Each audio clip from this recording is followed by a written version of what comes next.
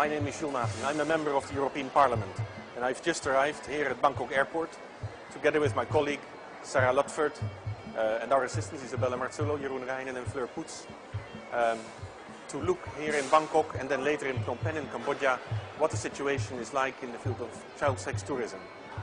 Our group in the European Parliament, the Alliance of Liberals and Democrats for Europe, ALDE, has started a campaign on the website www.sayno.eu against child sex tourism. And we have information that the situation here in Thailand and in Cambodia is very serious. We're going to see with our own eyes what it is like and what sort of action we can take in Europe against this despicable type of tourism.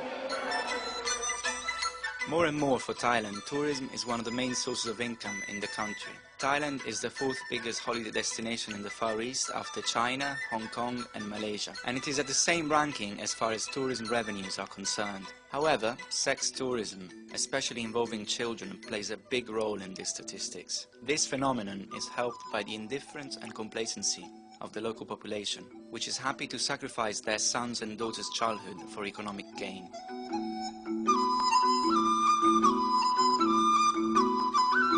The sex industry in Thailand, the Royal Thai police watching carefully to the sexual, I wouldn't call it industry, but we do admit that there seems to be an increase in the sexual offender in Thailand. Definitely it's an increase. But Royal Thai police has set up and organized a specialized unit in trying to tackle the problem, and we're watching the problem carefully. If we have information, not a problem. A lot of times these people enter Thailand. As you know, Thailand is an open country. People come to visit. A lot of times they enter the country legally, and it's very difficult to determine their private affairs in Thailand. But if we have information from our counterparts, we would put them on a watch list, and if we find that they do something wrong, we will arrest them.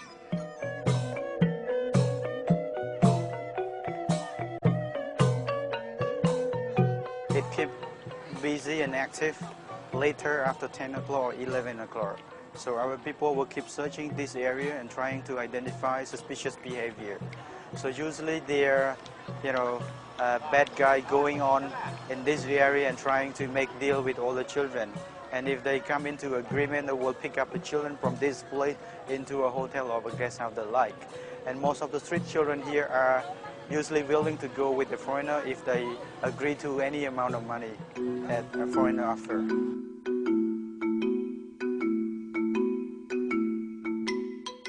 Friends is an NGO we met in Phnom Penh.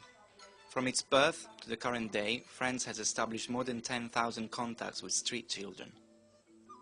Friends volunteers offer the possibility to study and learn a trade to all those children who don't have a chance to go to school or find a job. The goal is to give them an opportunity to dodge and steer away from child prostitution and pedophiles' networks. In these premises, we cater for children up to 24 years old. The tutoring is often on a one-to-one basis, and every year more than 150 kids graduate from this establishment, starting to work and earn from their work. We're working with marginalized urban children and youth, which are mainly street children.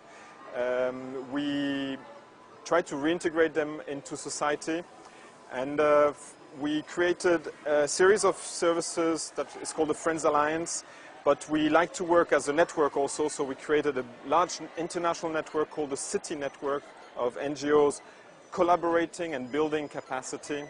We also built up a community involvement to protect children from all forms of abuse, and that's called the Child Safe Project, where key people of society protect directly the children wherever they are on the streets and in their homes.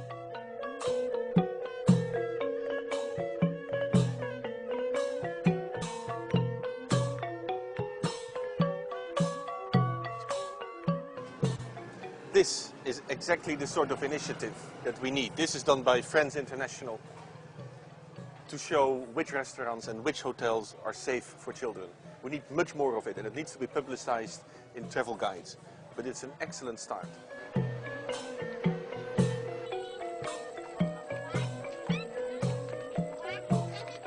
I think there are three main impressions that I have of the challenge and what can be done. The first is simply to raise the political priority given to this question by politicians and in the relations between states, between the EU and its member states and the recipient countries of child sex tourists.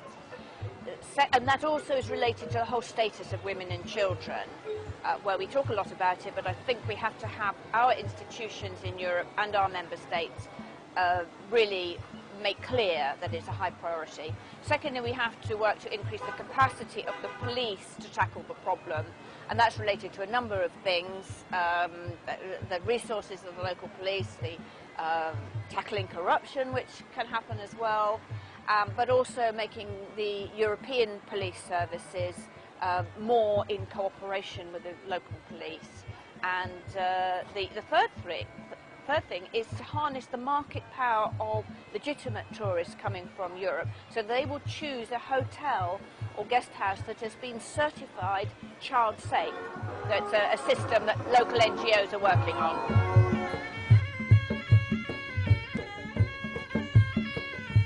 This is the end of our visit to Bangkok and Phnom Penh. We found that the situation of child sex tourism in these countries is much worse than we expected. It's much worse because pedophiles are organized in a much better way than we expected to do their business here. And it is worse because there are not enough prosecutions and not enough convictions. Much better work of the police here is necessary, fighting off corruption, much better communication between European police and the police here, and much better coordination between the police forces within Europe, because a lot there fails as well, and the European Union can play an important role. The situation of women and of boys and of girls in these countries has to be addressed as well. For example, better education and education for everybody. We have come to the end of this visit, and we believe very strongly that a lot has to be done to repair this situation. And you can help as well. If you sign the www.sayno.eu website, you will help in actually getting some action and for decision makers to stop talking. Let's work together to accomplish that.